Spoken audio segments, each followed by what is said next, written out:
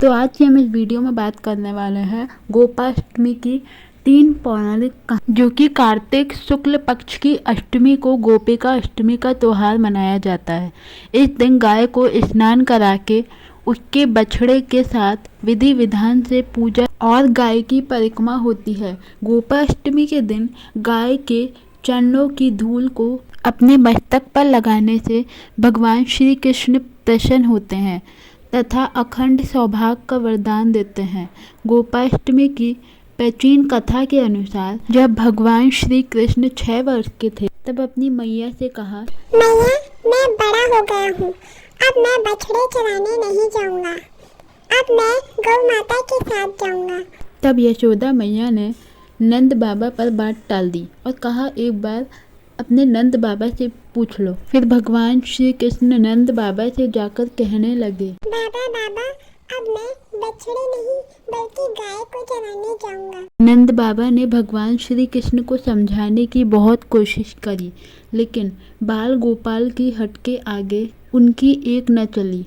फिर नंद बाबा ने श्री कृष्ण से कहा, ठीक है, पहले तुम जाकर किसी पंडित जी को बुला के लेके आओ ताकि उनसे शुभ मुहूर्त पता लगा सकें।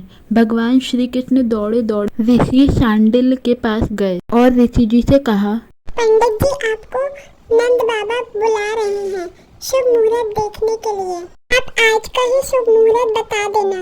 अगर आपने मेरे कहे अनुसार करा तो मैं आपको खूब माखन मिश्री लाकर दूंगा। तब ऋषि शांडिल्य नंद बाबा के पास गए और पंचांग देखकर गणना करने लगे। नंद बाबा पूछते हैं, पंडित जी, क्या बात है, बार बार क्या गिनती कर रहे हैं आप? पंडित जी बोले, क्या बताऊं नंद जी, केवल आज का ही मुहूर्त निकल रहा है, इसके बाद तो पूरे 1 वर्ष तक कोई मुहूर्त नहीं है। ऋषि जी की ये बात सुनकर नंद बाबा ने श्री कृष्ण भगवान से कहा कि बलराम और तुम दोनों गौ माता को चराने जाओ।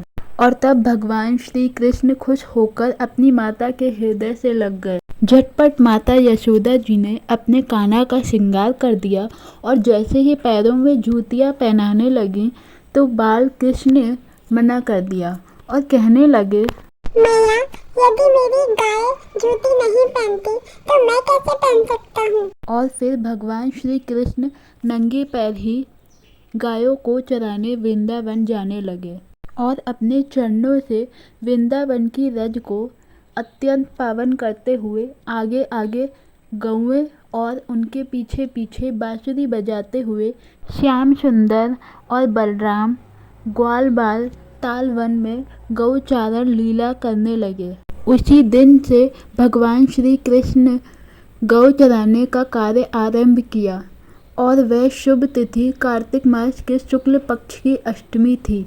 इसी वजह से इस तिथि को गोपाष्टमी के नाम से भी जाना जाता है। इस दिन कामधेनु गाय ने भगवान श्री कृष्ण का अभिषेक किया था और भगवान श्री कृष्ण गोविंद कहलाए थे। और इसी के साथ एक और कथा जुड़ी हुई है। राधा रानी और उनकी सखी भी गाय चराने के लिए जाना चाहती थीं। गोपाष्टमी के दिन राधा रानी ने सखी का वेश धारण किया था और कृष्ण के साथ गायों के साथ जाने के लिए तैयार थीं। उन्होंने पुरुष गोपियों के वस्त्र जैसे धोती और अन्य परिधान पहने थे और भगवान श्री कृष्ण ने उन्हें पहचान लिया था। गोपाष्टमी की एक अन्य कथा के अनुसार जब भगवान श्री कृष्ण ने गोवर्धन पर्वत को अपनी कनिष्ठ उंगली पर धारण किया था तब 7 दिनों तक इंद्र लगातार मूसलाधार वर्षा करते रहे थे और भगवान श्री कृष्ण ने गोवर्धन को अपनी उंगली पर उठाए रखा था। ये अद्भुत चमत्कार देखकर इंद्रदेव चिंता में पड़ गए। तब ब्रह्मदेव जी ने इंद्रदेव को बताया कि श्री कृष्ण और कोई नहीं, भगवान विष्णु का ही अवतार हैं। यह सत्य जानकर गोपाष्टमी के दिन इंद्र ने अपनी पराजय स्वीकार करी और उनका अहंकार टूट गया। वह भगवान श्री कृष्ण के शरण में आ गए, जिसके बाद श्री कृष्ण भगवान ने कार्तिक शुक्ल अष्टमी के दिन गोवर्धन पर्वत को वापस धरती पर रखा था। इसी दिन गोपाष्टमी का उत्सव मनाया जाने लगा। बोलो भगवान श्री कृष्ण की जय।